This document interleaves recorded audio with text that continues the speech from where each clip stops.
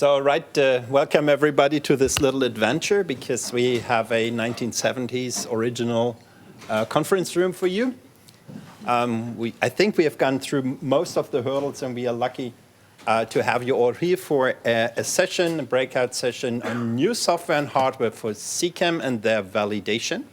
It's a 2-hour session and I'm happy to moderate it jointly with Margriet. We'll introduce ourselves in a minute and tell you what we have planned for today. We have a panel. They're all sitting here. We are introducing them also in a minute. And we hope that you all will have and take the opportunity of being part of this discussion because we want to make it as active and as lively as possible because this is the one session that's really looking into technology at this conference, and I think we should take this opportunity. Margriet. Oh, thank you, Gerian. My name is Margriet van Schijndel. I work at Eindhoven University of Technology as Program Manager Responsible Mobility. I won't go into the details. If you want to know what it is, we talk about that later. But I'm also part of the CCAM Partnership Executive Board, being also cluster leader for Cluster 5 on key enabling technologies. So the topic of our discussion today is for me quite close at heart. And when we have meetings with the Executive Board, then I always meet you, Gerian, right? Yeah, and my name is Gerian Meyer. I'm with VDE Innovation and Technik in Berlin. And as Margriet said, we are meeting quite often because I'm also in the executive board of the CCAM partnership, representing the EPOS technology platform on smart systems integration. And in the partnership, I'm co-leading together with David Storer, who I feel is over there somewhere, the Cluster 2 on vehicle technologies. Thank you. So about setting the scene for what we want to do in this 2-hour session is we want to talk about, as is also the title of the session, about new software and hardware for CCAM and the validation. So we want to talk about safe and secure, reliable software and hardware with additional requirements beyond maybe CCAM initially on energy efficiency, upgradability, user-centric design of and for the widespread adoption of highly automated vehicles. We want to talk about current and emerging approaches in testing and validation for new and future vehicle technologies, integrating or using key enablers for CCAM. Feels like the microphone now kicks in, isn't it? Yeah, hopefully you can hear the mic, right? Okay, perfect. So, and why are we doing this? And this is one of the exercises that we need to do and that we are happy to do in the process of upgrading and updating the strategic research and innovation agenda of the CCAM partnership, where there is a particular, not just one particular chapter, it's actually 3 particular chapters on technology. The one on Cluster 2 for vehicle technologies, the one on Cluster 3 for validation, and the one on Cluster 5 on key enabling technologies. So that's one of the main purposes here. The other is, of course, to understand a little bit how the different technology fields that will shape CCAM in the future interrelate. And because, you know, these split into the clusters was a little bit artificial in the first place. And we all know that for environment perception, for example, you do not just need a sensor, but also a very intelligent system to decide and to act on it. Furthermore, talking a little bit about the key enabling technologies themselves, what are the conditions for developing those? They are also, in many cases, of industrial policy relevance, of course, for the positioning of Europe, and therefore, I believe that's also a bit of a purpose to look into. And finally, we'll, of course, also take the opportunity to dig a little bit into the topic of international collaboration, the role of Europe in the international context. And I think with this, I hand over to, no, I have to introduce the speakers on our panel. Yeah. And so let me go through them, starting from, so actually the panel is on these 2 sides here. Starting with Ovidio Vermesan from Syntef. Ovidio is here on the first seat. The second person is Laurette Guillaume-Vache from Renault. And then we have Stefan de Vries from IDIADA. On the other side, going back first, Sven Bijker from Stanford University and advisor for SAE International. We have Marike Martens from TU Eindhoven and TNO, and Axel Schwarz from Bosch. Margriet. Thank you. Well, just to make clear that you know what setup we have chosen for this session and you know what you can expect during this afternoon, is we have a quick question for you as audience. You need to help us with some inputs and using Slido. And while you have some time to give your inputs, we have the first speaker, the first two speakers actually, with their introduction statements, followed with a brief discussions involving all the panel members. Then we look together at your inputs on the Slido, and we do such a block 3 times before we enter the more in-depth panel discussion, and also later on opening the stage for your questions as well. So that's what we'll do this afternoon. So starting with the first Slido poll, I hope we can get it on the screen. Yes. So I think you're all used to using Slido in this conference. You know you have to use hashtag EUCAD2023 to get access to this one. Go to breakout session number 5. And then the question is, in one word, where do you see the biggest technology challenge for safety of CCAM? And while you think about that and while you start making your entries to this, and I see some first coming up, we switch screens and we go to the first speaker. You'll announce it, I think. Yeah, and there's maybe 2 more things before we do introduce the first speaker that I would like to mention here. You won't see the slide all the time. It's running in the background, but you can see it on your device, of course. And the way these work clouds work, as you probably know, is that you can, of course, enter new terms, but you can also emphasize something that you read by using the same word again. Yeah, and then it becomes bigger in the work cloud.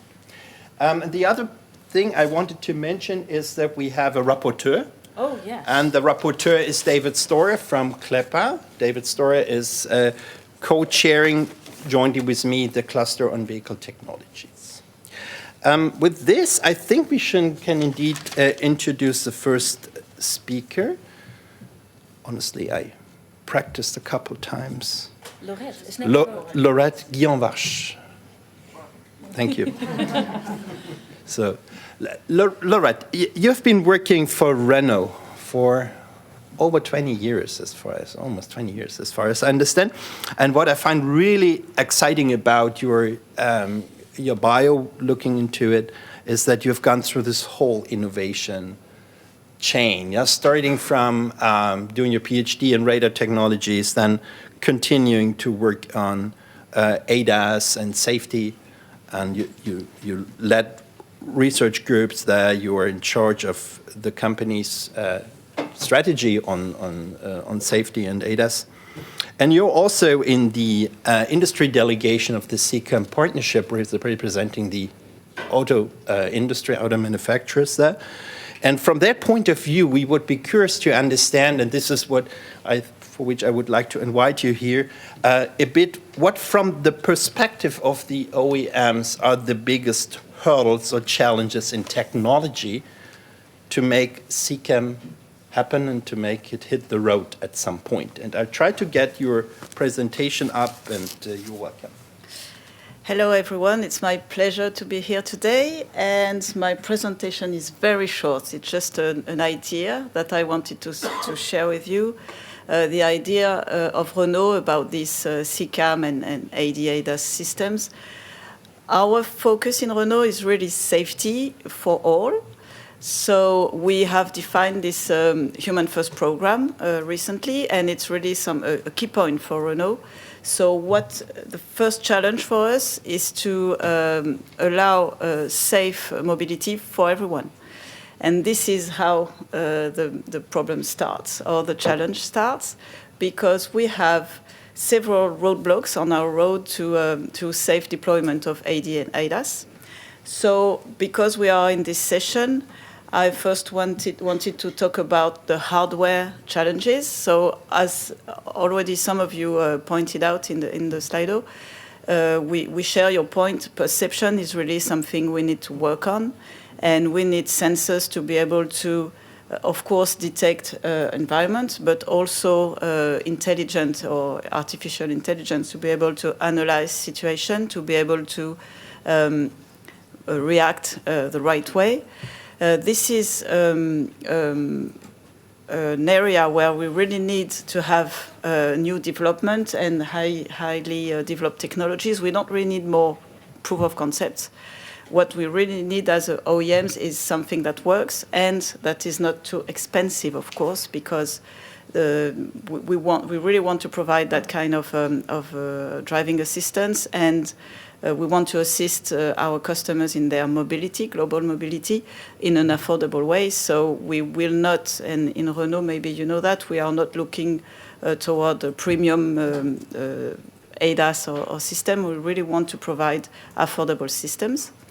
Then to be able to deliver safe product, we of course need to do software validation, and we are working a lot on that topic in Renault now. We need to have a common way of defining how validation is done. So for that, we need policy to be in line with what we all want to develop. We are also building common tools with other OEMs or other partners, with academic partners. And this validation should include, of course, hardware validation, but also validation about the way the system reacts. And for us, human behavior is really a focus, and we want to take it as a good example of what should be done. And at least we want to ensure that our systems will react as good as a human being in the same situation. So what is interesting in that kind of event, as we are part today, is to be able to share knowledge and methodologies and ideas on that validation focus. And that's why we were happy to be part of it, and we are really interested in knowing how different views can be merged into a common roadmap, I would say. So I think I will make it very short today because I'm very interested in listening to others, and I will be happy to also interact with, after the end of the others' participation. I made it short. Thank you, Laurette. I have a quick question for you. Yeah. Because you didn't speak too much yet about international collaboration in this. Can you talk about that a bit more? Yeah. So in that direction we have, as I said, we want validation and safety to be something that we share with others. We are part of many different initiatives, funded projects. We also have in Renault special relationships with research companies, national and international. And European projects such as Horizon Europe project are really a good opportunity to share experience together. So, for example, the Sunrise project will be presented later by Stéphane, is the way we are trying to provide a good interaction between our different skills. Perfect. Thank you very much. Thank you, Laurette. Thank you.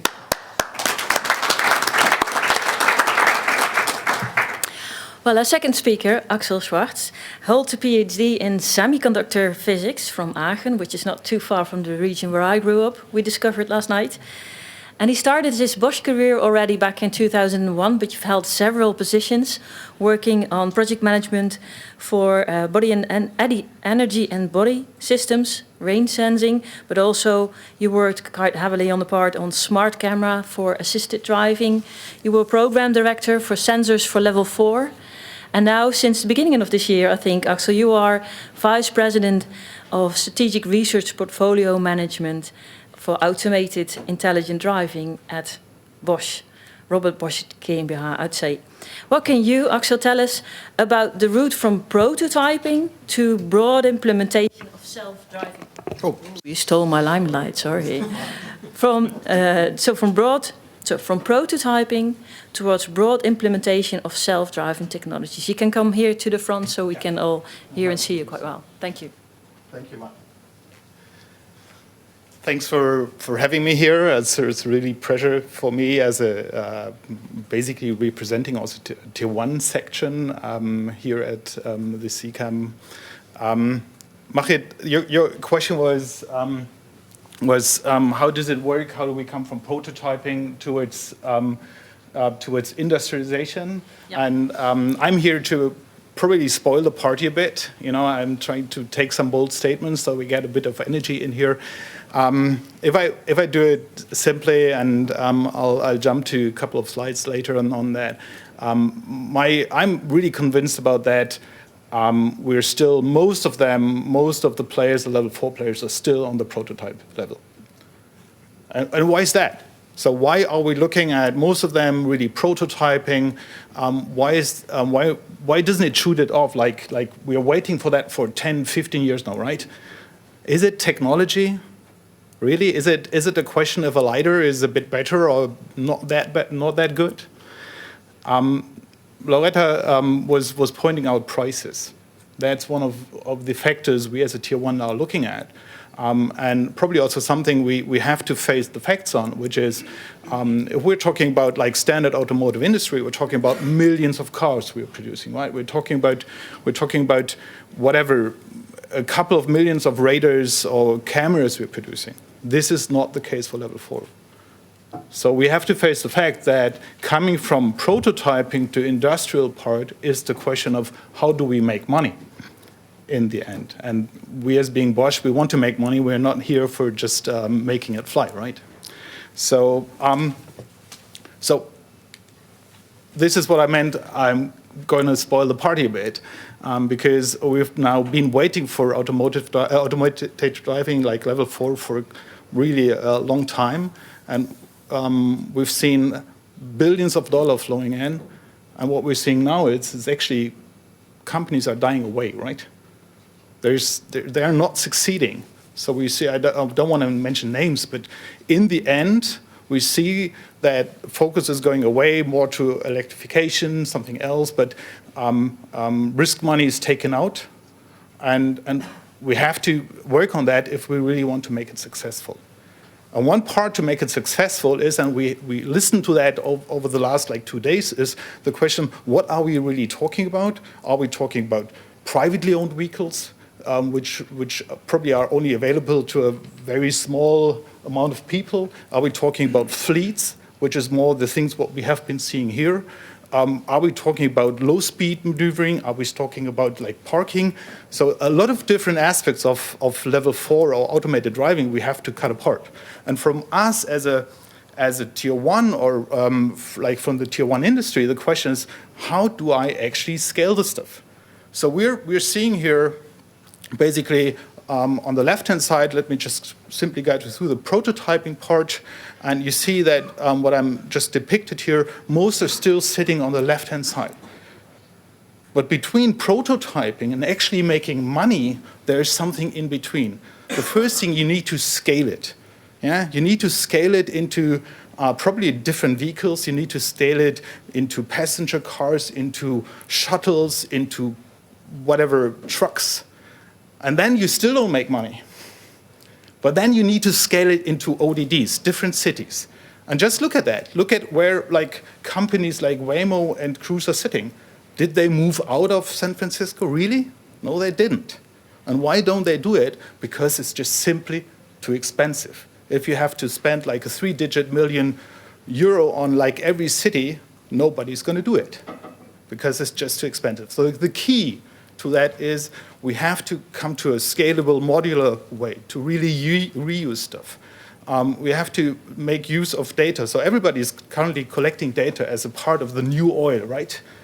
Frankly spoken, it's not oil because oil is either you belong it or I have it, right? Data you can copy, you can share. So that's the question, how can we make use of that? How can we shoot it off? Because in the end, everybody's kind of sticking to their data, doing things double, like mapping cities, whatever. Probably you have mapped a city of San Francisco now 3 times or 4 times. What's the use of that, right? But then again, you have to overcome that by, not necessarily by regulation, but by harmonization at that point. There's one key point which is coming to the release part. So if I would be really frank, I would say if we are willing to take a certain risk on level 4 driving, it's possible today. And entrepreneurship always comes with a certain risk, right? So you may want to do that, you don't want to do that. It's up to the one who's bringing it on the streets and to the regulators saying, I'm okay with that. But then again, go to this kind of release part. How do you make it affordable? How do you make sure that you not have to drive every time you bring a new software? And we're talking about the software-defined vehicle, right? We're talking about bringing in software probably like every month. So how do you really get it to the point that you don't have to drive 10 to the power of 8 hours every time you want to release it? It's not possible, right? So this is where we need, as an industry part, need good ideas, but we also need help, for sure. Yeah? And we also need, Lorette, a good company with the OEMs to really make it happen. Because frankly spoken, if you're asking me to get the sensor for your vehicles, for your automated vehicles, at the price you get it for like 5 million vehicles, it's not going to work. So in the end, that's part of the game, and I would just like to keep it here. I'm really interested to come to a vivid, intensive discussion, and love to see what also the reaction from the whole audience is, because I think it's a really important part to get it flying. Thank you. First of all, thank you. Stay here. You want discussion, you get it. So I just saw the other slide with this rusty truck, and then you're talking about like data, scaling up, software-defined vehicle, you name it, architecture, and also in terms of what is needed for making this a good product. This sounds more like a smartphone, doesn't it? Is this is a smartphone on wheels the right metaphor for the product we are aiming at? For connected automated to become a marketable thing in the end? Yeah. Actually, we have been using that kind of like wording also at Bosch for a couple of like years now. Honestly speaking, I'm not really into that. There's things which say, yes, why it's a smartphone wheel? So it's two things. Number one, if you compare it like to old, not that smartphones, it has just tremendously more power. And we're talking about edge AI, edge computing. Honestly speaking, for level 4, it's always edge, because currently you can't take it out of the car. So fair enough, yes, the power is right. But then again, it also has something which brings in this kind of new use of the vehicle. You know, the smartphone, how often do you use your smartphone? You don't take a call on that, right? So probably you have to think on robo-taxis where it's a different use of vehicles, how you differently use it. But then again, a smartphone has one thing which is definitely very different. It's not safety relevant. It has no wheels. It has no wheels. It doesn't kill anybody usually, right? If I throw my smartphone at you, it will not kill you. If I run you over with my car, you may be severely harmed. We tried later. Yeah. Thank you. But I could imagine there's other opinions about this here in the audience. How about Lorette? I mean, smartphone on wheels from Renault? How should I? You just press the button. This one? Can you hear me? Yes, no? well, okay. Me too. Maybe this one. Yeah, I share the point. It's not really, it's more dangerous than a smartphone. And I would also say those data AI things need also lots of data exchange, and we have to take care about the carbon footprint of what we are doing.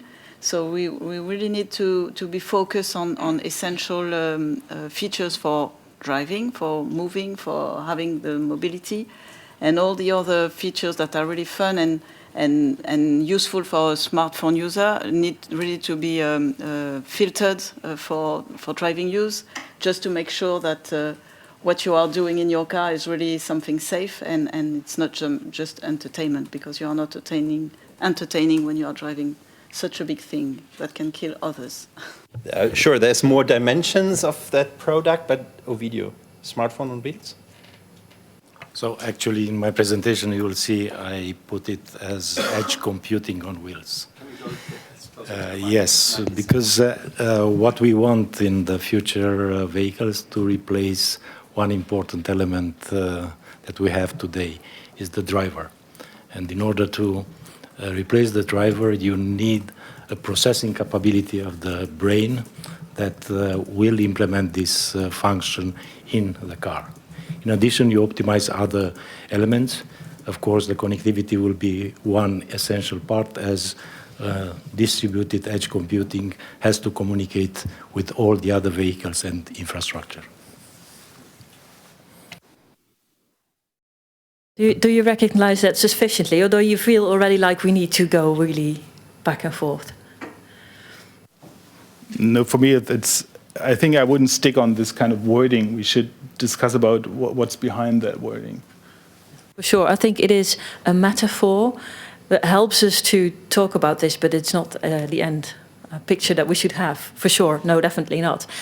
Talking about, yes. To comment, we are coming from two different organizations. I'm coming from research. I can be in the cloud, I can dream, and you are on the ground, the feet on the ground, and this is another difference in this using of the words. Sven has a comment on this. Sven Biker. Yeah, maybe just one more thought about the smartphone on wheels, because that's a metaphor that's been used for a long time, and some people used to complain, especially in Silicon Valley, where I'm from, why is my phone so smart but my car is so dumb? And I don't know if that's actually the right thinking, but this discussion, I think, is very, very helpful. And also, I mean, what's essential about a smartphone is that it's connected. And your phone is nothing without the connectivity. And yet for automated vehicles, we are discussing, does it have to be connected or can it be self-contained or something like this? I think that's also something to keep in mind before people next time say, why is my car so stupid and my phone so smart? So I think this discussion is very, very helpful, even if it's more on a metaphorical basis. Thank you very much, Sven. I think it's time to step back a bit in time and look, well, from the 70s back, sorry, Garion. But we started this session with asking you as audience to give us input to the Slido, and we'll see what happened to that. So the question was, where do you see the biggest technology challenge for the safety of CCAM? And I know the audience may have been ahead of us a bit while looking at the phone, and the speakers haven't done so, so I feel the time so you have time to respond to this. So what are your responses to it? Where is the biggest thing? Cybersecurity, acceptance, validation, acceptance. Marike, acceptance as technology part, how do you see that? I was distracted. Oh, sorry, your microphone. So I was trying to look at Your microphone, yeah. Well, as a real human factors person, I was distracted, so I was looking at my phone for the Slido one. Can you repeat the question? The question is, where do you see the biggest technology challenge for safety of CCAM? And one of the highlighted ones is also acceptance. Yeah, and I thought it was funny as well because it said technologically the largest challenge. Then I was like, I don't know if it's technology, because I really also feel in terms of the acceptance part that we should also inform people that it's not the solution to everything. So I think as long as we accept that it's fallible and things can happen, that's a very important one as well. And I also put in AI in terms of that being a very large topic, but I think also the explainable part of AI, still giving people the feeling that yes, it's technology, yes, it's changing, yes, there are dangers with AI, but it's also something that we can use. So I think also there, making a link between AI and the public is also very important.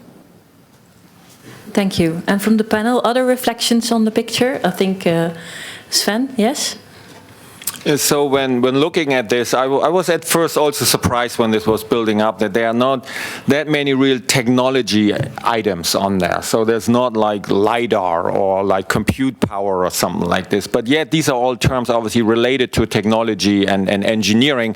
And I think what this also highlights, and this is where I'm putting my Stanford hat on as an educator, that what kind of new skills and expert settings do we actually need to master this? So I grew up, or I became a mechanical engineer, and was really excited about how to solve equations so that an automobile actually becomes a safe and enjoyable thing.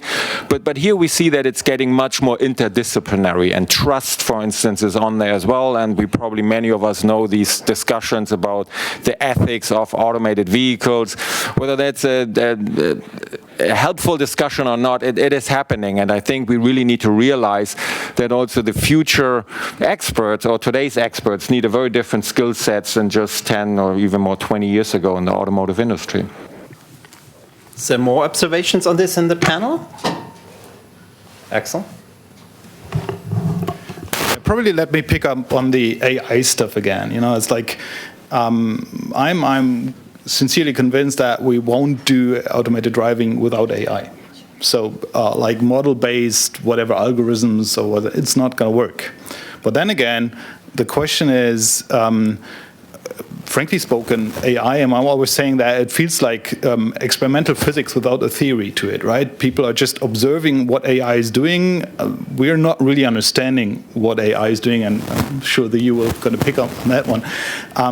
In the end, what one of the crucial part is how can I bring in and not AI into the product, and make sure that I understand when it's going wrong, when it's doing something like out of distribution, when it's facing something which it didn't learn, and then I still have a safe system which can whatever do minimal risk maneuvers.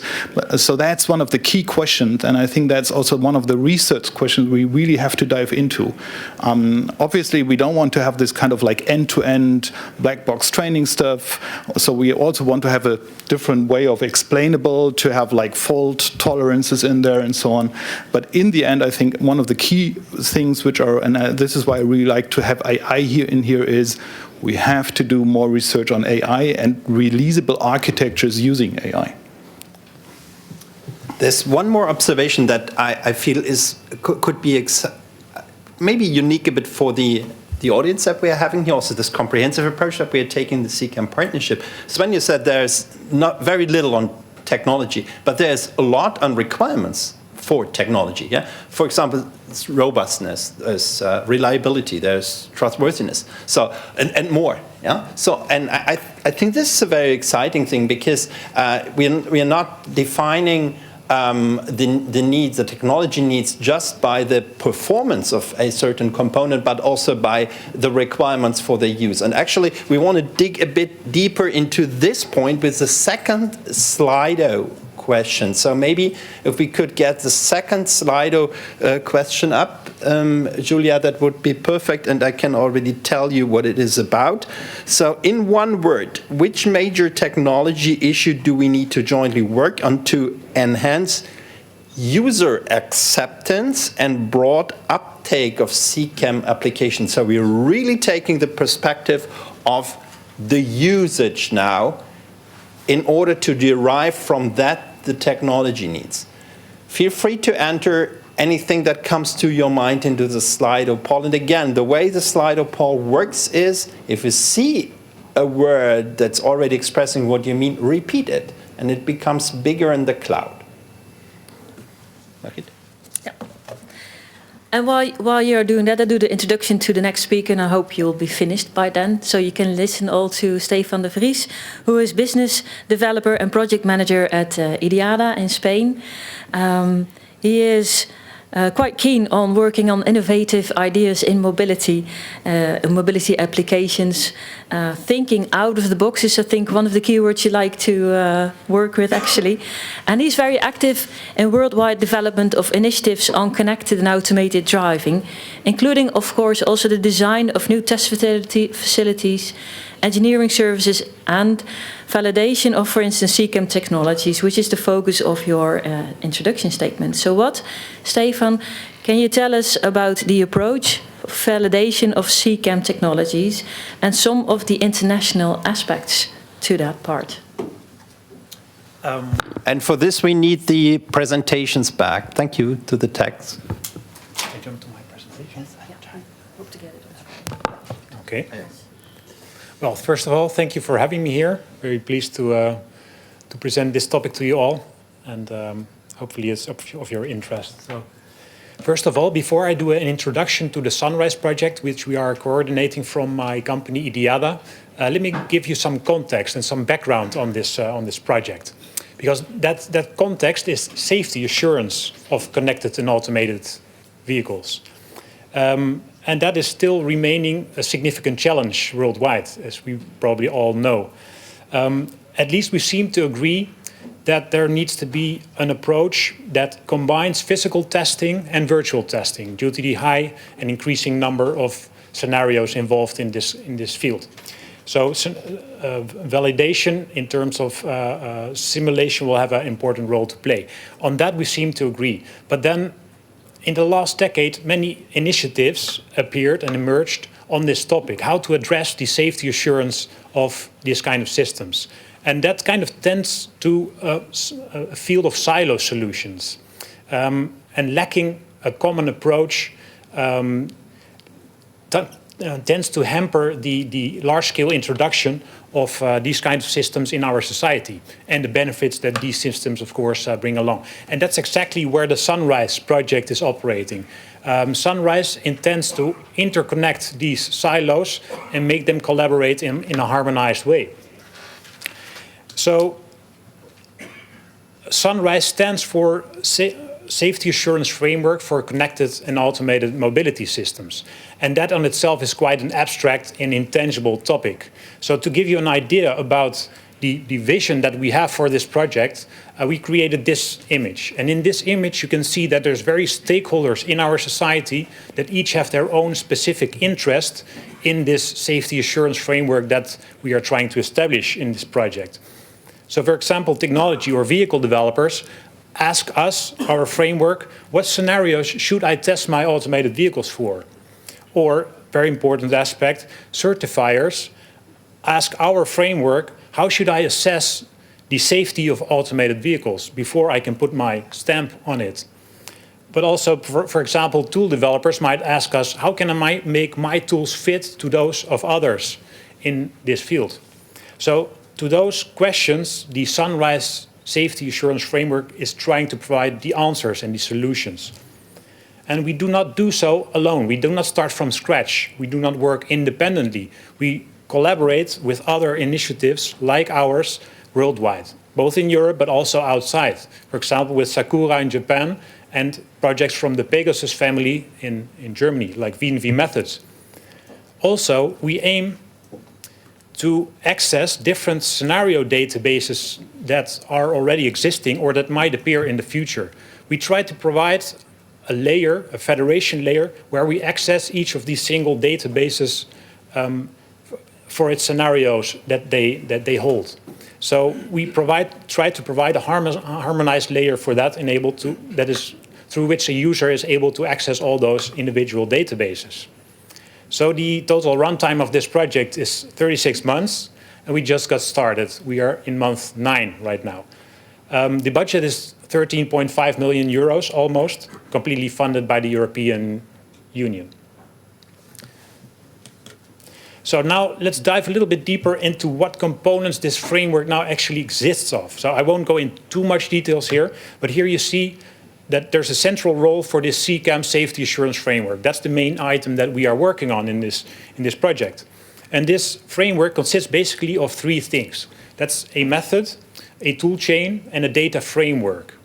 And those 3 items will be put to the test by a series of relevant and realistic test cases that we're defining in this project. Like I said before, this project does not start from scratch. It's based on existing safety assurance framework and related initiatives. We try to align our components to those of twinning projects like V&V Methods, Sakura, but also connect to these individual databases like Streetwise and SafetyPool. So once we have that framework defined, we will demonstrate it in this project as well. So hopefully, in the course of the project, we will also align or engage with important players in this field internationally. That's, for example, with type approval entities like UNECE, but also with consumer testing agencies like Euro NCAP, and of course the European Commission and its member states. So besides only engaging with them and explaining about our framework and its possibilities, we also hope that the ultimate goal would be for them to adopt this framework and to make it, to adopt and use it in their respective agencies. So, as you can see, my focus is not on technology. My focus is on safety assurance of these technologies. So, just to manage the expectations, we just got started. We have a plan, but I will not have the final answer to all of your safety-related questions. But I'm looking forward to any interesting feedback from your side, ideas maybe that we can take home and work upon within the consortium. So, Stefan, thank you.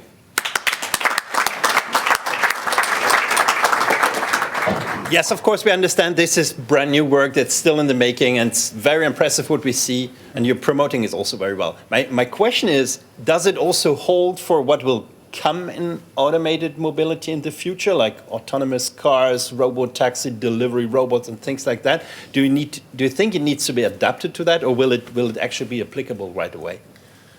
yeah, that's a good question, and that's something we will take into account during the creation of this framework. There might be technologies that are still in its infancy or maybe even not exist yet, but of course we would also like to address these future technologies with our framework.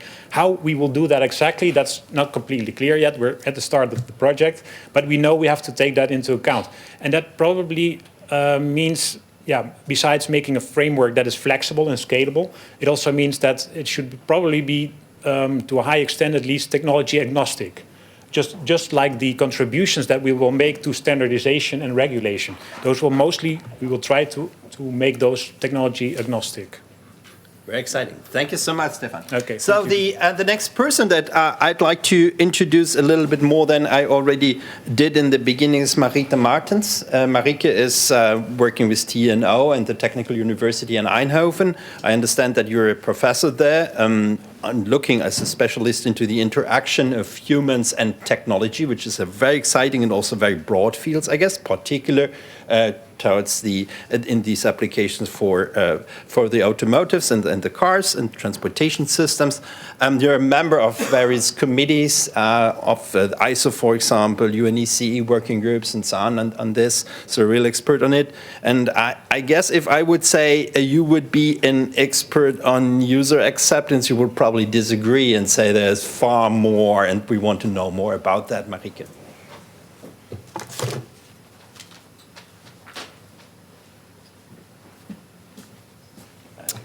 Yes, thanks very much. Yeah, I think you all know that in the last 10 years, when you've been going to a lot of automated vehicle conferences, all the conferences started with more than 90% of all accidents are caused by human error. People drink and drive, people get distracted, they make mistakes, they're fatigued, so the driver is always the problem. So if the driver is the problem, oh, sorry, I need, of course, to click through my slides, otherwise it doesn't work. Can I use this one? You could do this one or that one, both. I think it should work. So if the driver is indeed the problem, then automated vehicles must be the solution, right?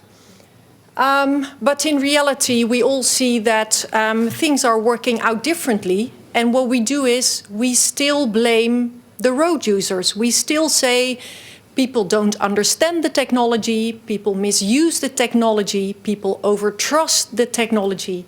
So we're still blaming the road user. We're still blaming the driver in the car. And what you also see is that the old numbers that we used to use before, they don't apply anymore because of the technology, we're getting new sorts of accidents that we didn't know were going to happen before. So what I want to plead for today is not to focus so much on the user only, but to really focus on human, to take a human-centric approach, because we're all humans as we are here today, and we all play our very specific role in this process. So yes, we do have the users of AVs. They're also human, but we also have the human as the safety driver who now very often needs to make up for system limitations. We have the human as the remote operator, where you entirely enter a new field again of human failure, where the remote operator can't be held liable or responsible for everything that goes wrong. We have the citizens and the public who are not necessarily in the vehicles, but they're confronted with these vehicles in their roads, either as pedestrians or maybe driving their own vehicle. But there's also the human, the educator. So it's the educator that actually needs to maybe educate the public and needs to let them know that, yes, potentially they're safer than human drivers, but it doesn't mean it's going to be accident-free. We need to let people know it will never be accident-free. But it's also, of course, educating the safety driver, educating the remote operator. There is the human, the technology developer who know a lot about technology. They really want to develop the right thing, but they don't know everything about how people will interact with their technology and how to do it in a responsible manner. And then, of course, the human, the legislator, who needs to make laws and regulations, needs to understand how to do that. There is the deployers, who actually, the humans who need to allow it in their streets.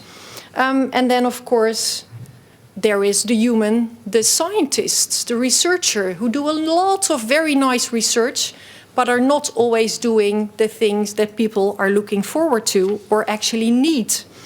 So basically what I really want to plead for today is a very urgent call to say we need to create a new ecosystem with 4 major parties, and that is the citizens, it's industry, it is legislators, and it's researchers, science. And currently what I feel is we're ending up in a deadlock situation. We talk about it a lot, but we also look at one another. There is a huge responsibility gap, there is a huge knowledge gap, and we're looking at one another and pointing the finger to one another. So my plea is, let's take our own very specific rules. So legislators, they do need to make laws and regulations, but they don't need to know everything about AI and everything about technology. It's not their job. And industry, they do understand AI, they do understand technology, but they also need some guidance on what they need to be developing in order for things to be acceptable. The researchers, indeed, we're doing a lot of research and pleading guilty, as I stand here as well, with a very nice PhD sort of research, but we're not always doing the research that helps UNECE, that helps the European Commission actually make decisions. And of course, the citizens, they need to be able to talk about their preferences, they need to be able to express their concerns, but in the end, it's the legislator who needs to decide what is best for society. So indeed, a new ecosystem where everybody only plays the role that they need to be playing, not sit in the chair of somebody else, and I really feel that that is necessary in order to get out of this responsibility gap. Thanks a lot.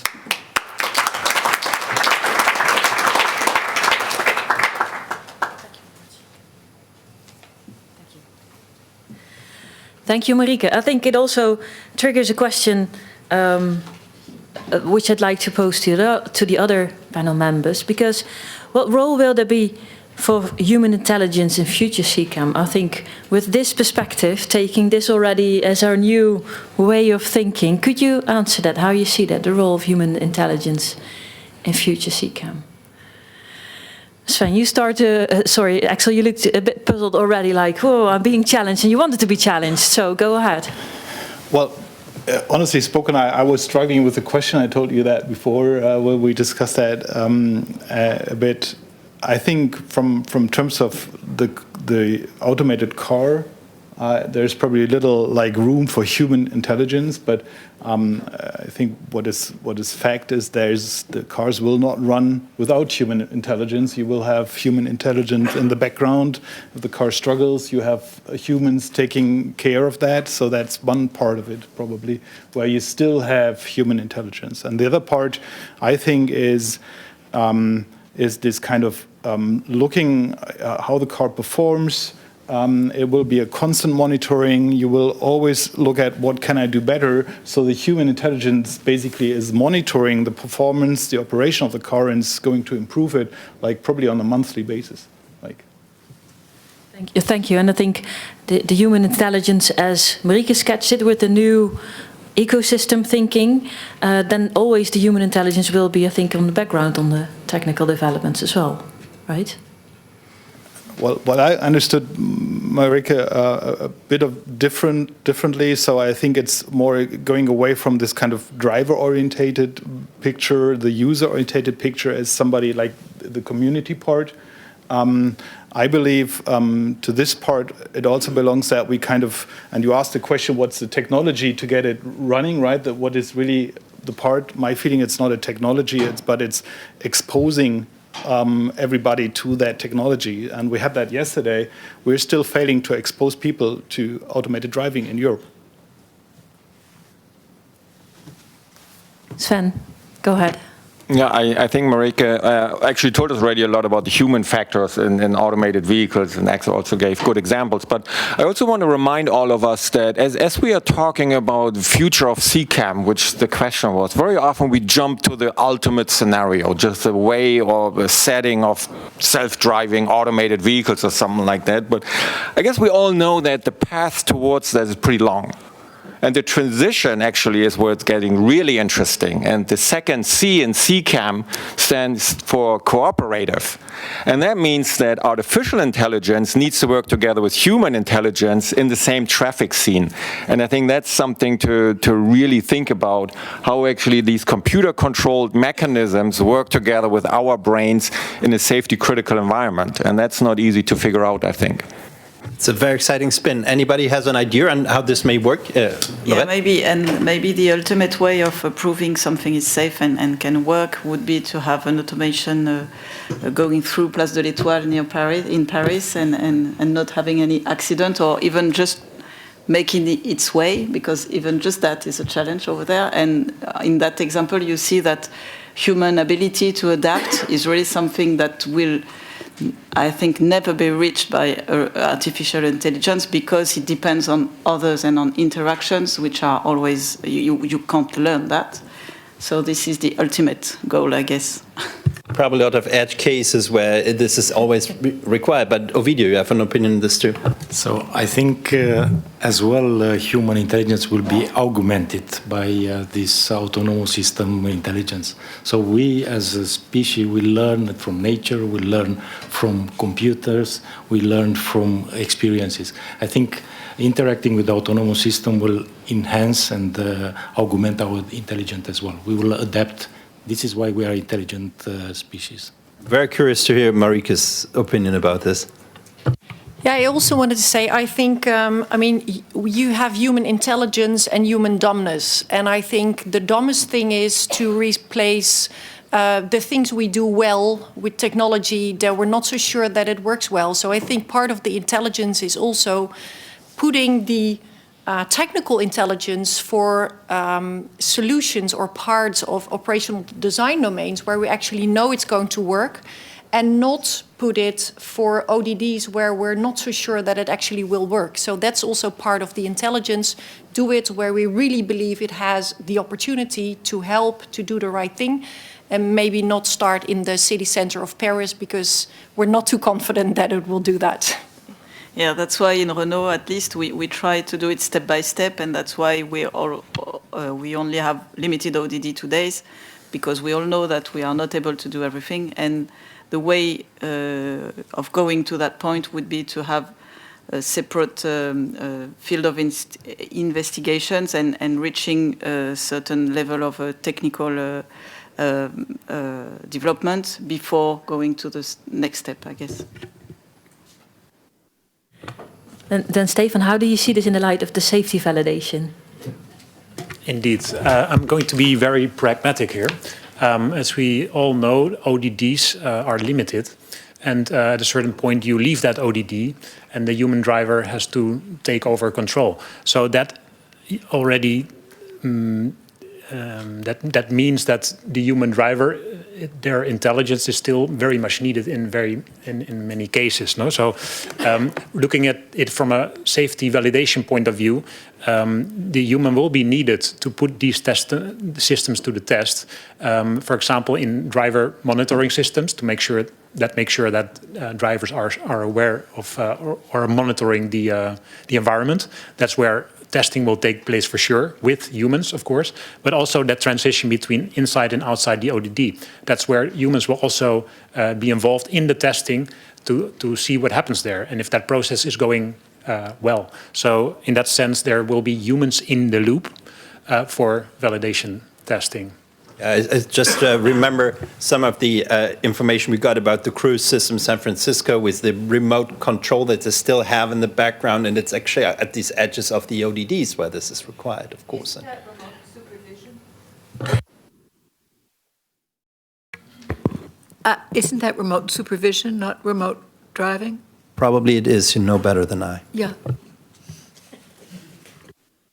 Can we try to understand or see what the Slido, Paul, the second one, is producing as results? On the question, the question was, in one word, which major technology issue do we need to jointly work on to enhance user acceptance? Sorry, Marieke. And broad uptake of CCAM applications. And I'm half blind, so I can read only validation here. Trust. Perceived safety. Explainable AI. Any comments on this from the panel here, what you see? Is this actually what we need? Is this well understood, Marieke? Well, maybe I need to explain why I'm not always happy with the term acceptance, and that is because very often what we feel is we're pretending that you develop technology and then in the end you see if people will accept it or not. Whereas I really believe that it has a value, it has a function. It's not just something that you test in the end. And also I don't like the term acceptance because formally when you look at the definition in Wikipedia or whatever, it's accepting something that is negative to you. And I don't think we should go for that. I think we should go for more like user embracement or whatever. That's my story with user acceptance. All right, then still there's thank you for the clarification. And I believe from your presentation, we already understood that this is broader. And still, the technology needs that are, in a sense, expressed here from a requirements perspective, let's say that, right? Are they also what you would see? Is this something you agree on? Is this something you would be missing from taking that perspective of human factors? I think what I miss, but maybe it's not a technological issue, but I really feel that citizens, so it doesn't matter if you're in the car, it doesn't matter if you're being confronted with a car, but if you're a naive user, so to say, you should be able to know that when it's out on the road, it's okay. So you don't need to explain the AI to the individual user at every detail. Just as I said, play your own role. We should be able to have trusted organizations that if it's out on the road, it's trustworthy. That's, I think, what's needed. Does this also imply that the behavior of the vehicle in certain critical situations is something that's reliable, it's always the same, or? I don't think it should be the same. Human driving is also not the same, but it should not be deviating too much from manual driving. So it could be in case of a very critical maneuver or a very edge case situation, then it's fine.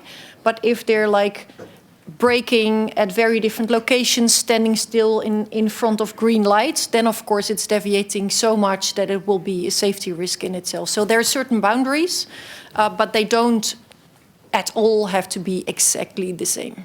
Yeah, thank you for the differentiation. Ovidio, you have a comment on this?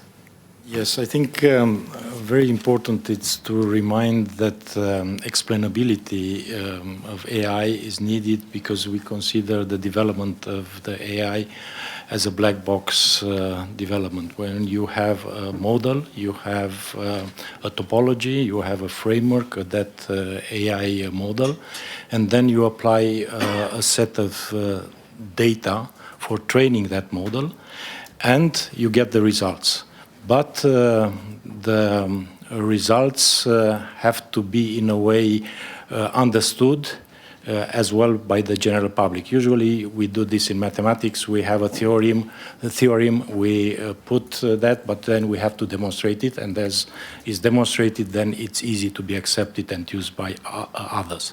The challenge with the explainable AI is that it's a dynamic, many of the AI implementation are dynamic and depends a lot of these parameters that I mentioned. And usually what we are doing, at least today, we are creating other models that are used to explain what the model that was implemented before. Then comes another challenge on the validation and verification and testing of the model that verified the previous model. So actually this is still a very challenging and open question that needs a lot of research in the future. Today we are applying very, I would say, primitive methods to try to explain what the models are doing. But this is only the beginning. It gives an outlook to the journey we still have to go together. Thank you for that. And I think you've added all to that part of it. Just before you start introducing our next speaker, it's time again to start a new Slido, the last Slido poll that we have prepared. And it is on the major challenge that you see if we want to accelerate CCAM contributing to mobility systems optimization. So we're not optimizing CCAM for costs, for safety, or for comfort only, but for the bigger perspective. What is the thing that we need to pick up on now first, the biggest challenge? And while you are working on it, I would switch to the next speaker then, and that's Sven Biker. Sven already made a couple of very good comments, I think. He's a very good colleague and also a friend. Both of us, we have been editing the road vehicle automation books since 10 years, based on the ARTS conference in California in the US. There's also organizers of the conference here, Jane Leppen and Steve Schleidover. I'm really proud of that too. And we've been, so number 10 is appearing this summer in Springer. Beyond that, we are also together moderating the German-American mobility dialogue. Sven is an advisor to SAE International. He's a lecturer at Stanford. You already heard that. What we have not yet mentioned is that he's also running a little consultancy firm, Silicon Valley Mobility, and recently wrote another book, The Mobility Diaries.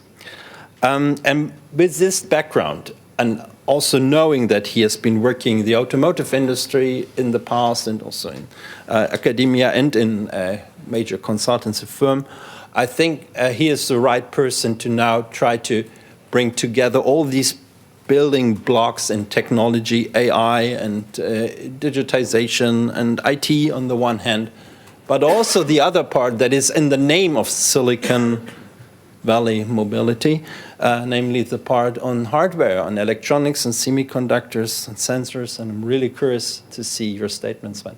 Great. I bring it in. Absolutely. Well, thanks very much, Geron, for the introduction. And as you will see in my slides, I try to cram as much information into 5 minutes and 5 slides as possible. So I hope it's still informative, and it's supposed to be more like a conversation starter than actually going to each and every little piece of information.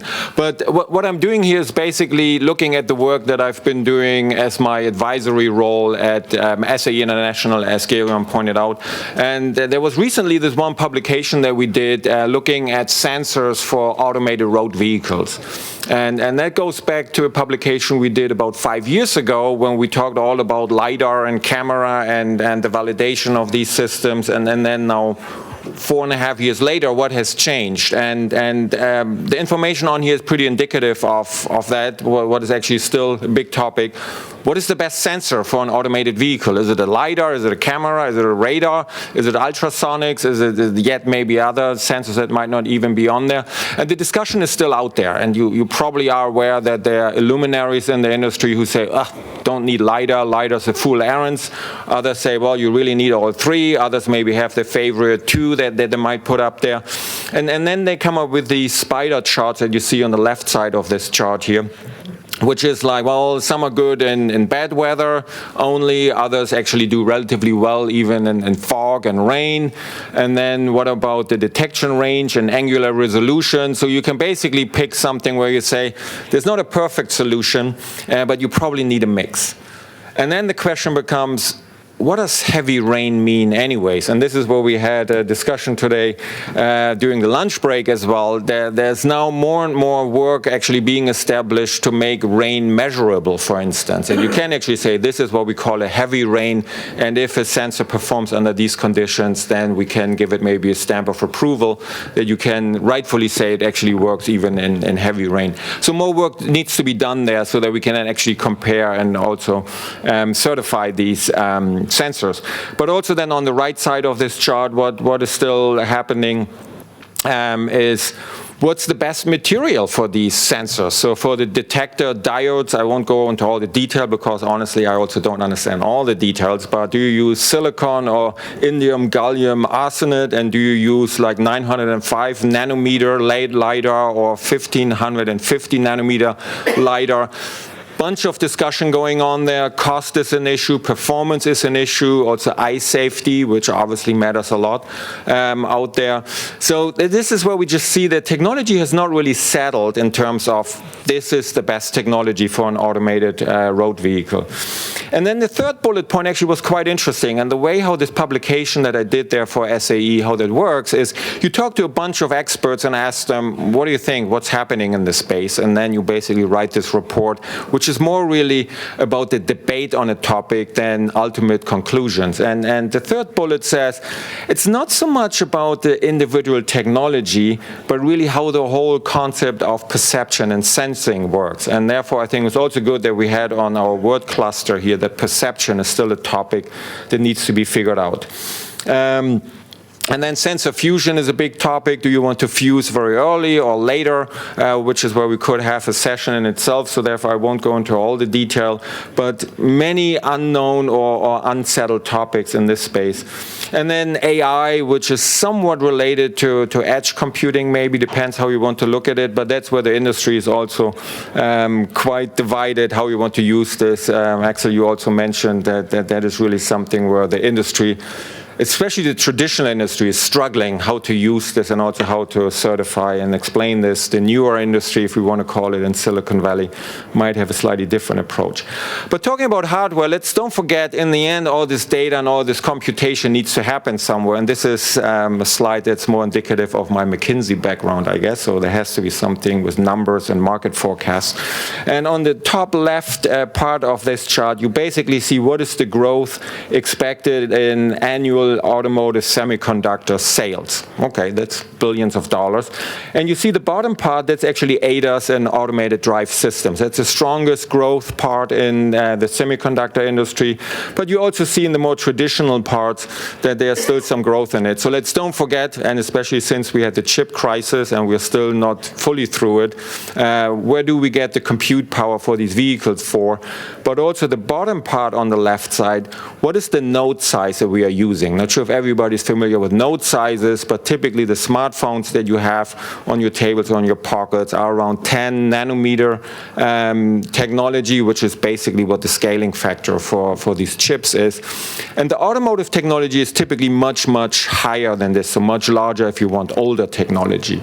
But especially for ADAS, and that's what you see in the bottom left part there, it's now getting into this 10 nanometer regime.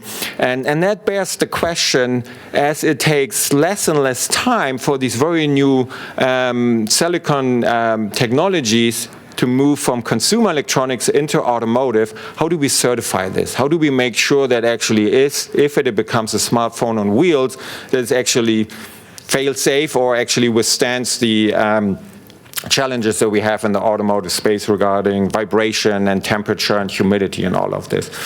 On the right side, I think I'll leave it just if you want to browse through it, where you can look at what are the different node sizes for what different applications. But really, don't forget, if we talk about hardware, the computation in the car is ever increasing, and we really need to look at how do we transform consumer electronics into automotive applications as we are talking about AI. Just finally, a little bit about SAE, because SAE to some people is known as an acronym or as an organization that's out there, but what do they do? I just picked one example here, that's the AVSC, the Automated Vehicle Safety Consortium, and you can see the members there at the bottom. I'm not speaking on behalf of them, but it might be of interest to you what they are doing. So they are really getting together to look at these safety standards for automated vehicles, which I think is somewhat maybe similar to CCAM. But what you do note in the US, and maybe my colleagues from the US have additional perspective, rarely do you see the connected and automated together. Very often you have for automated vehicles or it's for connected vehicles. So typically we don't see it that much connected, no pun intended. I think we should, but this is definitely one observation there from the US. And the topics that are being discussed there, it's not so much really about how do you collaborate on hardware. And that's probably pretty obvious because it's a very competitive space. But what we see here a lot is like the risk management, we see validation, assessing safety performance, data collection and things like this. So that in the end is pretty similar to here, where we're basically trying to figure out how do we actually get together as an industry to make these systems safe and sound. And so therefore, I think it's a pretty good example from the AVSC, what's happening here. With that, I think I'll leave it there and we will have some discussion.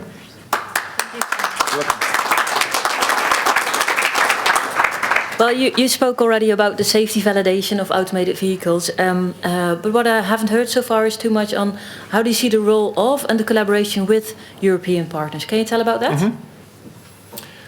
Sure, happy to. And this is, I guess, where I speak as a European who's been living in the US for 20 years now. On the outside, it might look that these are two camps that are not really connecting that much. But then on the other hand, I mean, the automotive industry is obviously a very global organization. And speaking maybe in this case for SAE, it's SAE International and all these working groups that maybe you have heard of. They're actually open to anybody who has basically a legitimate interest in working on these working groups to then develop standards. So that's definitely one thing. But I will say, and maybe that's more in the electric vehicle space at the moment, where trade policies sometimes get in the way of it, which me as a citizen does not make me happy, but we need to acknowledge this as well. Thank you. Thank you, Sven. That's it? Yeah, okay. Yeah, we need some time also for a video because you have been very patient, but you want to get to the stage as well, I'm quite sure about that. Our sixth panel member is Ovidio Vermezan, who is a chief scientist at Syntef Digital, and we've already worked together on one of your hobbies, I would almost say, or one of your passions maybe better, on Edge AI, but you work also on autonomous vehicle technologies and applications in a broader perspective, and also on innovative sensor technologies for this and beyond that. I think you're well known for several of us as coordinator of many projects, but in this case of the flagship project for KDT on AI technology development at the edge called Edge AI. It's a brilliant title, I really like it. It says what it does, actually. And you're also leading the activities on AI-enabled perception and sensor fusion platforms as part of the automotive intelligence for connected and shared mobility, also in the Excel project, AI for, well, yeah, CSM. So what can you tell us, Ovidio, about recent and ongoing developments for onboard intelligence? Yes. A lot, I know, but you have to detail it a bit more. Thanks a lot. So first of all, thanks for inviting me. Indeed, I represent the group of partners that are working very intensively with technology, especially in the KDT, Key Digital Technologies joint undertaking. So we see the opportunity for the future in collaborating more and more with the CCAM for developing the technologies and seeing how this technology is functioning in real life. So I will start my presentation actually with mentioning that for the technologies that we have to develop in the level 5. I'm referring mostly to level 5 as I represent the research part, pushing for new technologies. We are thinking that we have to address the technology for 8 main functions that we see in the vehicles. As you see in the slide, these are, first of all, sensing. We heard a lot about how to sense the environment, what kind of technology we need for the sensors like LiDARs, like radars, like ultrasonic sensors that will identify the condition around us. So in a way, all these 8 functions in trying to replicate some of the senses. We have 6 senses as humans, and we are trying to replicate this in autonomous systems that the autonomous vehicles represent. Then the second one, it's the part related to comprehend or how to understand the conditions after you locate where you are. Location means, again, using technologies like positioning, maps, dynamic maps, static maps. All these are technology that have to be developed and are developed. And how to place the vehicle in the context of the ODD that we have. Then we have the comprehension. Comprehension, what we understand, what kind of algorithms and technologies we develop in such a way that we understand the fuse of the information of the inputs that are coming from all these sensors, and you can understand the context and the situation in which you are, which again is not anymore static, is dynamic, changes continuously. Then the fourth function is connect. We heard a lot about the fact that we need to have the vehicles connected all the time. It's exactly like we humans are connected either with the environment, either with other humans. And this is replicated in the autonomous vehicles by using V2E or V2X technology. V2E, vehicle to environment, or vehicle to everything interaction. Then, based on all this information that is presented on the left side, you have to think. You have to process, to cognite the information and decide the plan the path and the missions that the vehicle will have. And this is part of the implementation that in many cases is through edge processing and AI technologies. Then the act, it's how to transform this planning into action and how you use your motoric system, in this case the propulsion system, in order to accelerate, decelerate, or moving from A to B. Important element that was discussed as well here is the technology related to collaboration. How the vehicles in such a distributed environment will collaborate both with other vehicles, with the infrastructure, or with other participants in the traffic. And this means as well the development of very complex algorithms for interaction between the participants. And the last one, which is one of the most important, not to forget, is to learn.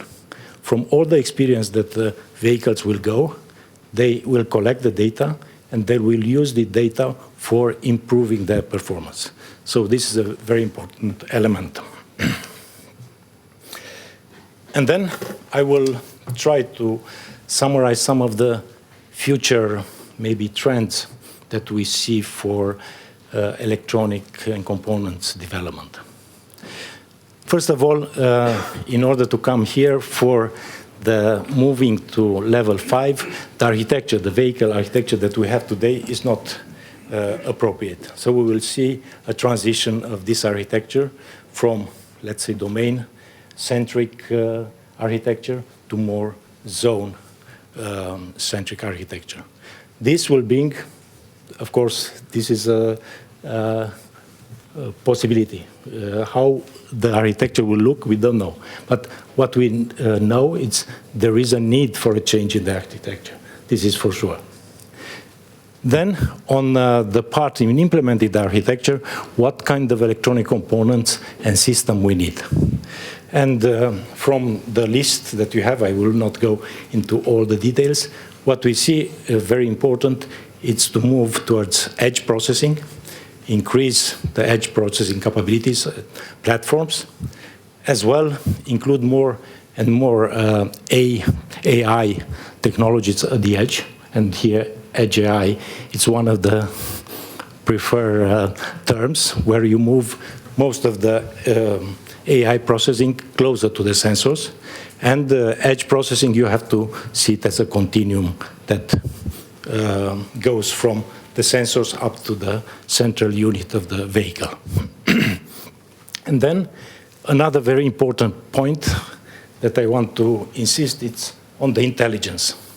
On the intelligence, we will see this development on intrinsic intelligence, where we will develop as much as possible the intelligence of the car, but as well then the extrinsic intelligence, which means the intelligence in collaborating between the vehicles and the participants in the traffic. And the last challenge that we see is the benchmarking and validation, verification, and testing. Stay here, please. Stay with us, Ovidio. Very exciting presentation. Thank you so much. Also very dense, and I like that a lot. And let's stay with the last slide that you had with this idea of the architecture that's somehow changing. You said from zone or domain-oriented to zone-oriented. Then you're talking about intelligence there. How does this all come together in the end? I believe you mentioned the term of the software-defined vehicle in the discussion previously. It's also something that's very relevant here for the CCAM partnership, as we are collaborating with the KDT joint undertaking and defining what the software-defined vehicle actually means and what it applies in terms of hardware and software. Is the observation that I have here, is that correct, that in the end of the day, we want to decouple the innovation cycles of software and hardware by kind of being able to update the software more frequently on a hardware platform that allows for that? Yeah, would mean that these are more and more separate worlds. I don't want to emphasize the term smartphone on wheels again, but it reminds me of that a little bit, right? And isn't then at the same time, isn't it required then to define the interface between the two, so the electronics and the code upon that very well, and even to co-design it in a sense? Isn't that a paradox? Not necessary. Go ahead. So actually, this is a normal development. So first of all, you has noticed that the design cycles and the verification and validation cycles will change. Because before we had the systems, okay, let's take the mechanical system, where there's a way in which you verify, validate, and test. Then we had more embedded system software hardware. You had V or WV model for verifying, validating these systems and designing. Now we have as well the AI part that it's entering in the picture. And this means a lot of models, because AI has different components, but let's take only two of them, machine learning and deep learning. That, as defined, they are based on models. These models have to be integrated in the whole design cycle. And at the same time, they have to be validated, verified, and tested. At the same time, these models are not operating standalone. They are based on some mathematical concepts, but at the same time, they are trained and tested based on data.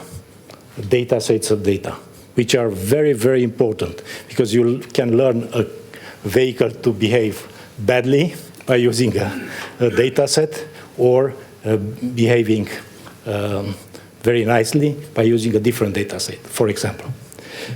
And then comes to how all these 4 elements now can be implemented in a system.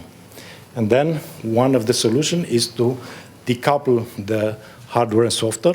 So actually you can use a hardware platform that has all the necessary processing capabilities that are needed. And then on the top of the hardware, you are running software functions that are the functions that before were implemented for a vehicle in a mechanical or electromechanical or hardware way. Now you can implement it exactly like in the mobile phone by an app. And this is the beauty of this decoupling. But this sounds like that's a revolution, isn't it? Actually, it's a huge development, at least. Paradigm change. Yeah, and this paradigm change, keep in mind, we are in the technology session of the CCAM Partnerships Conference, the EUCAD conference, and when we started discussing today, we tried to motivate a little bit that there's still need for technology development here or there, but this seems to be like a field with a lot of activities, and if I were, I don't know, Laurette, as a vehicle manufacturer, this would frighten me a little bit, that there's so much things to do. So how is Renault actually thinking about this transformation of software, hardware in the vehicle? Is the automotive industry fully prepared to that? Is Europe driving this, or are others doing that? Well, we are trying to be prepared. We are preparing actively, I would say. Are we prepared? I don't know. I hope so. It's true that it's a major topic for the future, the year to come.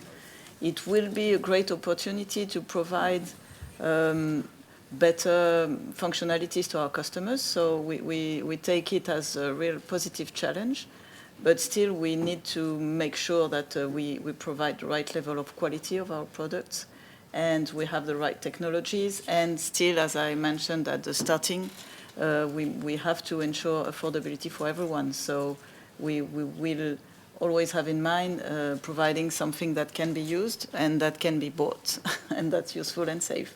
That's always our concern. Maybe Bosch can help. Maybe Bosch will help you on this, Axel. So, to what extent are you working on all of this? It seems like a huge field of activity. Well, actually, that's happening today.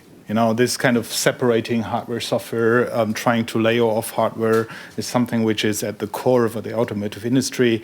It's going to happen with or without high levels of automation. It's fact today. So if you ask me, is that something I would focus on as being CCAM? Probably not, because it's going to happen anyways. So I think we should focus on things which are beyond that. Also, taking the question about, it's going to be a centralized, going to be a zone architecture. These things are happening. There are pros and cons to everything of that. But I think there's things beyond that, and that's something which is sitting on my tongue for a couple of minutes already. And I wanted to connect to that. I wanted to connect your part, Sven, to yours, because you have been talking about video or sensing, about perception, and you have been talking about the think part. And actually, there is one thing which we are missing out currently, and we as Bosch, we call it behavior or behavior planning. This is the crucial part we have to talk about at future technologies. Why is that? Because in the end, it doesn't matter if I have a 905 LiDAR or 1550 LiDAR. It's going to be positive, negative in either ways, right? The question is, do I have an intelligent in my vehicle which can cope with the fact that the sensors I have in? And if you really bring it down to the point, what you do as a human being, right? If you don't see, if there's heavy rain, what you usually do is take out speed, right? So it's always on the behavior side. You can put sensing to the limit. Yeah. So my understanding is, let's focus on things which are really connected to the CCAM part and not to general automotive industry. Thanks. There's two things. Of course, we come to that point as well. But the best thing that can happen to a moderator or to moderators is when the panel starts moderating. And you actually are asking a question. No, you're asking a question to Sven. So please. Well, yes. Actually, I would say yes and yes.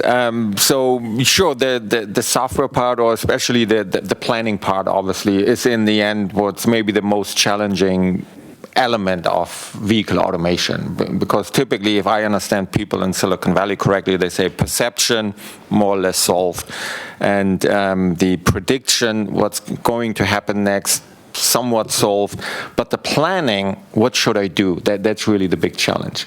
So that's yes. And also yes, what I said, it's still something, let's say for LiDAR, to pick this one example, that the industry has not really settled as much as it might have with other sensors. What is the best technology? So cost still needs to come down.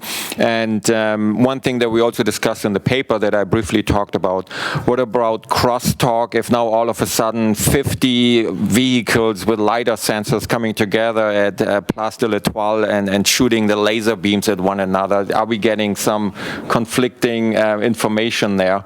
So I think all of this needs to happen, but I would agree probably the biggest challenge still is I see something, I think I have an understanding what's going to happen next, now what should I do? That's definitely the big challenge. Thank you. I think we didn't yet have that on the slide, so it's good that we have also here the combined intelligence also here in front of the room. Thank you for that. Maybe it's good to have a quick look at the third Slido that we created or that we have had so far. So the major challenge to make CCAM also more taking a systems perspective. And you see that we have there also maybe a bit more like before, requirements that we have, like regulation, cooperation, value cases, use cases, I think. Business use case is quite important. I think that touches, Axel, also a bit on what you started your discussion with, right? You have to have the use cases, the business cases to really make this happen. Do you want to comment on this? Well, I just can agree on what is written there. It's a combination of the business case. So if nobody's going to earn money with that, it's not going to shoot off, right? It's very simple. So European Union can probably push billions of money in that. And if you just know that companies like the big ones have burn rates like $3-digit million US per month, you can imagine what you would need to put into that. So business case is key. And I also love that there's another thing on there which is kind of sitting a bit in opposition to regulation, which is risk-taking. So probably we have to talk about that one too. I see Sven is already quite keen on jumping on that topic as well. Maybe just add a little bit to the business case, and maybe that's where I put again my hat on from the Stanford Business School, and maybe spread a little bit of what I observe in Silicon Valley. The business model typically in Silicon Valley comes second or only third, right? So it's first to come up with an amazing solution, like a kick-ass. I think in Europe you can say this, in the US I couldn't say it, like a kick-ass solution for something, then what do you do with it? And you create a new market, and then you turn it into a business model. And it sounds like, really, do they do it this way? But let's not forget, I mean, Google back in the days, they needed like a couple of years to figure out how to make money with the search engine.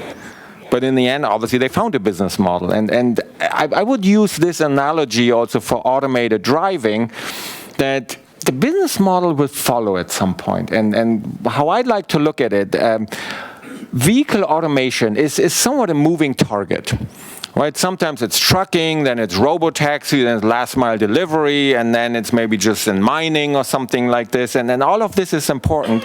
And I'm convinced at some point we'll find something like, this is why we developed all of this. A lot of money will be burned. You showed some roadkill that's happening along the way. But in the end, it definitely will be something, I'm really convinced that money will be made with it. Thank you, Marike. Well, I definitely don't want to moderate, but can we ask a clarification from the audience? Because the regulation is really big, and to me it's not entirely clear what sort of regulations people are looking for. So at least somebody must have put the word in, right? And maybe a couple times, but yeah, so that's the opportunity to clarify that. I guess I would ask the question. Please use the mic. So I would almost ask the question, why do you think the audience even knows what the answer is. I mean, we're sitting here with a panel of experts who work on this every single day. And most of us understand little teeny pieces that we work on every day. And so regulation to however they were, laid out here could mean 50 different things. What has been astonishing to me at this conference is to listen to so many different presentations. And I almost wanted to stop people and said, on this word, everybody write down what you think this word means.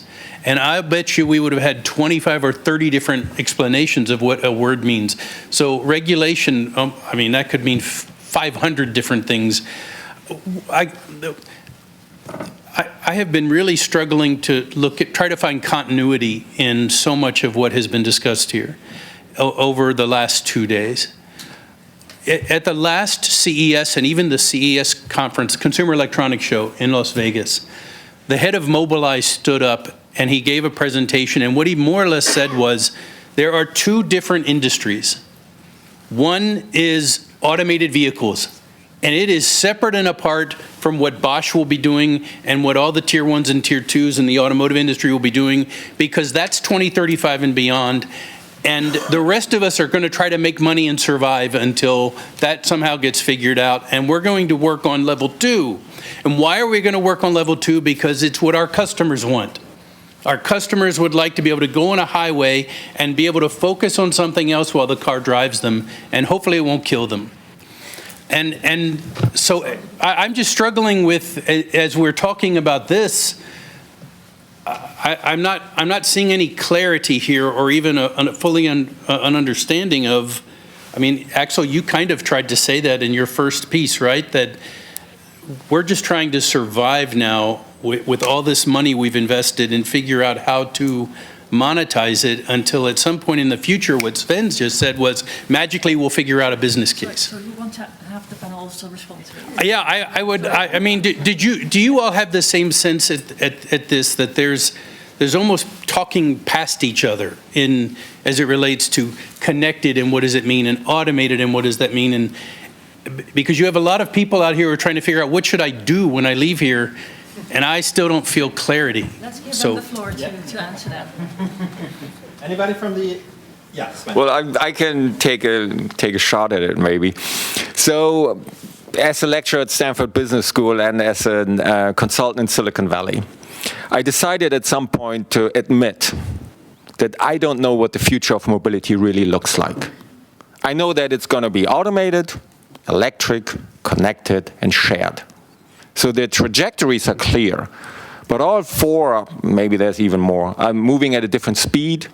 They might build on one another, but that we don't know for sure what it is. That doesn't mean that we should go to sleep and just wait, because then it's really going to happen what you said. You might not survive. And as an observer or as a consultant, I find this exciting, what's happening there. But I think what we need in the end, it might sound somewhat shallow, these conversations, like what do you understand? What do they understand?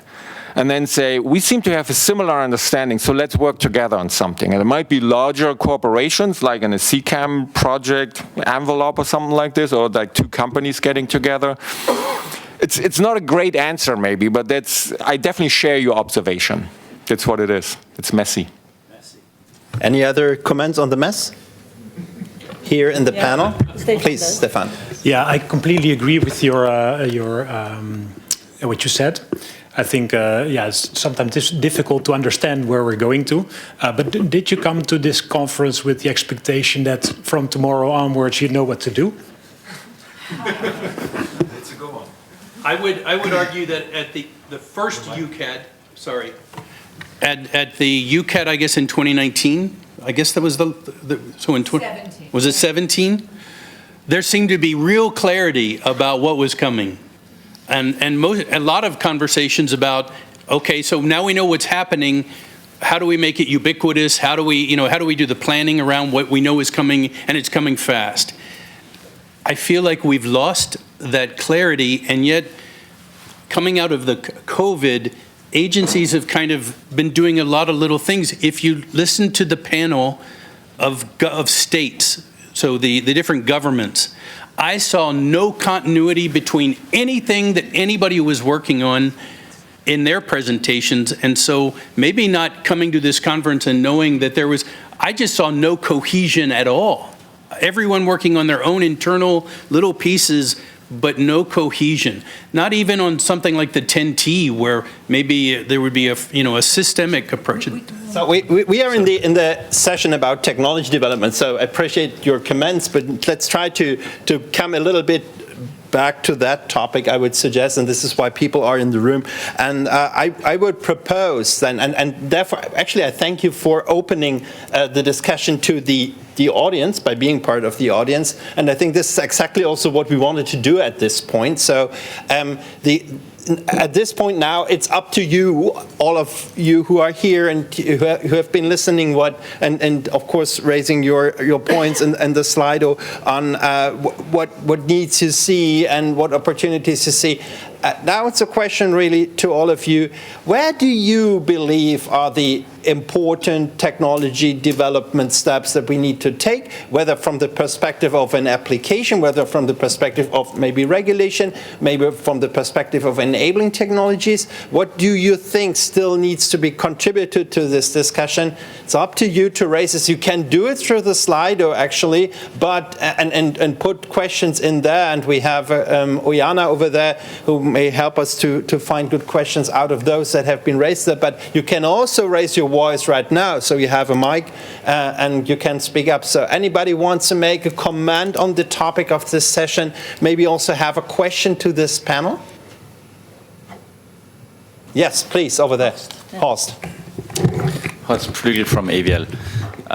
So very interesting discussion and a lot of very useful points that you raised. I want to hook into the perception, because I thought also perception is one of the most critical technologies to solve. But Sven said it's more or less solved. So I wonder if this is true, and then I would ask, okay, if this is solved already, the perception, then why don't we get, for instance, a very simple function where the planning is simple, for instance, a highway pilot, because driving from one big city to another is rather simple. Most people do it with texting and reading and whatever already nowadays, yeah, even if they have no highway pilot.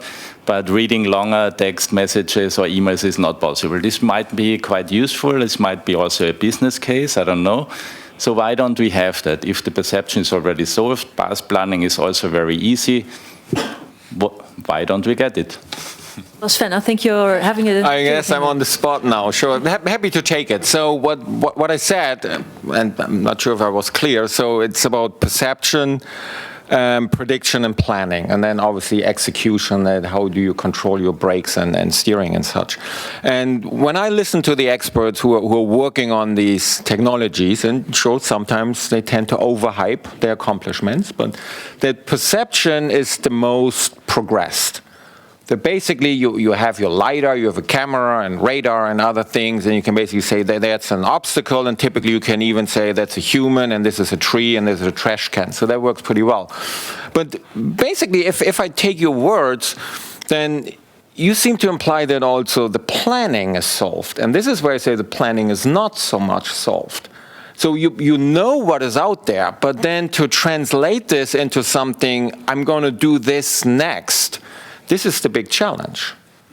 And this is why you might know, okay, there are other vehicles around me, but to really comprehend this, like I should be in this lane or on that lane, that is still a challenge. And this is why I think texting while using ADAS systems should not be recommended. Ovidio, you mentioned 8 functions altogether, and I think they're talking about... May I just make a quick answer? Because I mentioned, I know that path planning in a city, it's incredibly complicated. I wouldn't start with that, actually. So, but on the highway, it's pretty simple, actually, yeah, because there's 3 lines or 2 lines, 200 kilometers. What is so complicated there? Well, I mean, I don't find it that simple. Sure, if you say you're going to go on a 2-lane autobahn or something like this, and that pattern remains for the next 50 kilometers, that seems to be relatively straightforward. But the challenge is all of us, who we are human drivers, and that we behave erratically and unpredictably, and that someone cuts into your lane, and that the system does not work that well. And my understanding is that a radar that's mostly used, obviously, these days in these systems, and a camera, they see there's another vehicle. But to then make the decision, is that vehicle really getting into my lane, or is it just drifting a little bit within its lane? That is a challenge. And that is a mix out of prediction and then planning. So that's my understanding. Ovidio, you had 8 functions altogether. And yes, just and about one. And exactly. How far are we with the others, and how does this balance? So first of all, on the perception. So we have not solved the perception part. Even we have good LiDAR systems, let's say 360 type. We are pushing now to have solid-state LiDARs that are performing better and better, but we still have a challenge related to cost and related to precision, related to power consumption. So the technology has to be pushed even further. Plus, what I said related to Edge AI, to move the intelligence closer to the sensors so they can give you, as fast as the information comes, as well elements that can help you in deciding on the behavior. This is on the decision that you have to take. And this is very important. On the other side is, as I mentioned, we have to consider that the architecture will change. So how we connect all these pieces together will be a challenge in the future. And this is, I see it to be addressed by the different stakeholders in the industry. I really need to jump on that because I'm somewhere in between. Of course. So is perception solved? Again, this is a question of how good the planner is. You know, that's the point. The point is there's always going to be an improvement on perception. What you have to make sure is that you understand the limitation of the perception. Your car is not going beyond that. That's as simple as it is. So if we are always asking for the next better thing, the next better LiDAR, the next better radar, we'll never get on road. So we need to get on the road with something, and I'm not talking about now privately owned vehicles, it's a different story, right? But if we're talking about these kind of automated fleets, whatever, the next better thing is always going to be in the future, right? And that's my point. So we have to work on the way that the car understands where the limitations of the perception is and acts accordingly and doesn't be a roadblocker. Number one. Number two is, and that's one of the key questions when it comes to releasing the systems, we are all agreeing that these systems, being perception or planning or whatever, or fusion, are AI-based. Nobody is currently able to release such systems because there is no common understanding how we understand AI and how we cope with the fact that we can't explain it. And we will never be able to really explain it down to a fault tree. I think we need another 2 hours to really dive deeper into this. So are you all good to stay here a bit longer? Yeah, it's a good question. It is. It does take more time. And I see Steve is raising his hand already to answer that one. Yeah, and I think following from that, the challenge that we're really dancing around here is that in order to have a system that's going to be safe enough to coexist with normal traffic, we need 99 and a bunch of nines after the decimal point. And we may be a few nines short of where we need to be right now, and we have to try to do something that we can with those fewer nines after the decimal point, which means why we're not doing level 4. But maybe we can do things at level 2 and a little bit with level 3 and have the human take over those things where the system can't do it. But to get to the level 4, where you have to be able to ensure safety without human intervention, you need a bunch of nines after the decimal point. So really good is not good enough. Maybe I have a comment here, because in the research community we try to discuss this element related to how we change. We discuss about fail-safe, but now we are discussing for autonomous vehicle more fail-operational. And on the fail-operational, we are putting more emphasis on the residual risk. So what kind of risk remains after you put all the measures that are needed to eliminate the risks. And then there on the residual risk comes as well this idea how you increase the reliability and robustness of the components. Because now if we consider the standards, we have up to ASIL D. Maybe in the autonomous vehicles we have to push even further to ASIL E, where actually the probability of failure is increasing or is decreasing even more. So this is again another challenge that comes to the part on commercial part. It's again another very exciting discussion that probably would also take us on. Also, thank you, Steve Schleidover, for clarifying that situation and for your comment, Ovidio, on this. I do have a question still to our colleague Oyana. Is there any pressing question in the slide, or that you would say we should also quickly discuss here with the panel? Yes, there is a question regarding ethical goal functions. To what extent we do need them?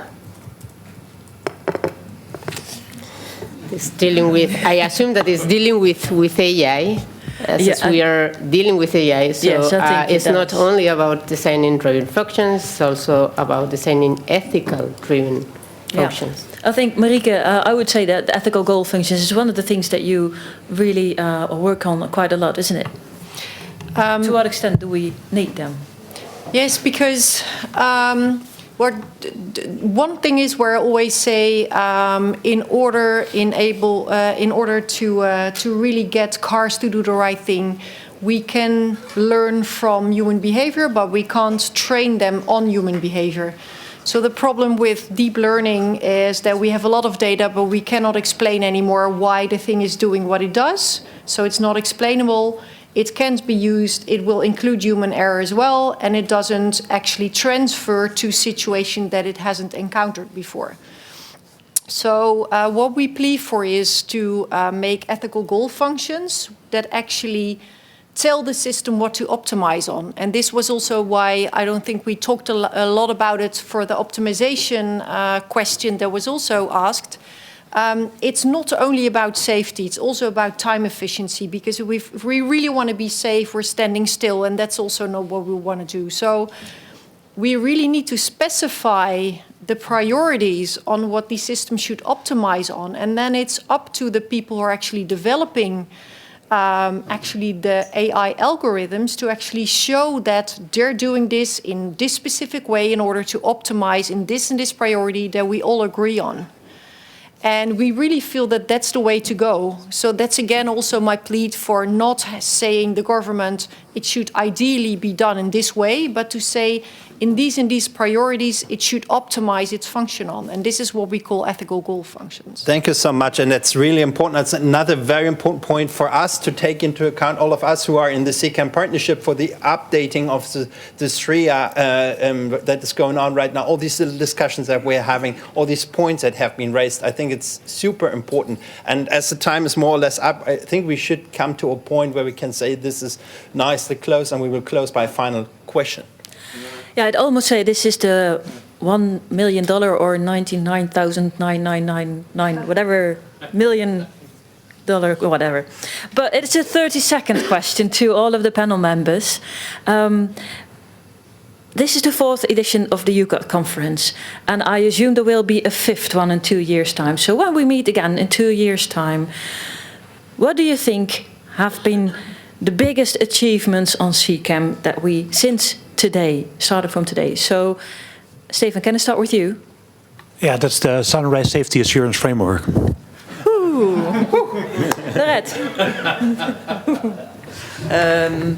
I would say that we managed to standardize at least some point of all those kind of functionalities, and that we come to an agreement with the member state and with all the OEMs to have some cars driving somewhere at some point with automated function. Over to you. So for me, it's as well a wish, a closer collaboration with the KDT joint undertaking in developing the future technology based on the specification requirements that are coming from here. Thank you. Axel, your hope, wish, what do you well, think? I make it a wish. Like in 2 years, I don't want to take a taxi from airport here, but I want to take an automated one. And if you're doing a good job, we have that in Brussels in 2 years. Because I think that's the way the US thinking is. Bosch inside. Bosch inside. Well, sure, Bosch inside. Good. Marieke? Yes, I hope that in 2 years we'll have a very good STRIA that actually also includes the questions that are in urgent need for people to actually help answer the questions of Europe and the UNECE, because currently I feel that we're doing a lot of research, but not always the right research. So I would hope that in 2 years we have better clarity. What kind of connectivity are we really going to need and use actually for vehicle automation? Still, I do appreciate that these topics are being seen here together more than in the US, as I mentioned. But to then really come to something, okay, this is a connectivity we are going to implement because this is going to improve automation. Thank you. We were not sure whether we would be able to make it before 1610 with the whole program that we have planned to do, but actually we have gone through the whole thing. The reason, as you know, is this is 1970s technology. I didn't know where to put the USB stick in, and whether the mics would work, and who's muting whom. And but in the end of the day, I think we all managed this very well together. So thank you very much to this brilliant team. So we had Stefan de Vries from IDIADA. We had Laurette Guillaume Vache from Renault. We had Ovidio Vermesan from Syntef. We had Axel Schwarz from Bosch. We had Marieke Martens from TU Eindhoven, and Sven Biker from Stanford and SAE. Margriet. And Gary-Jan. Thank you.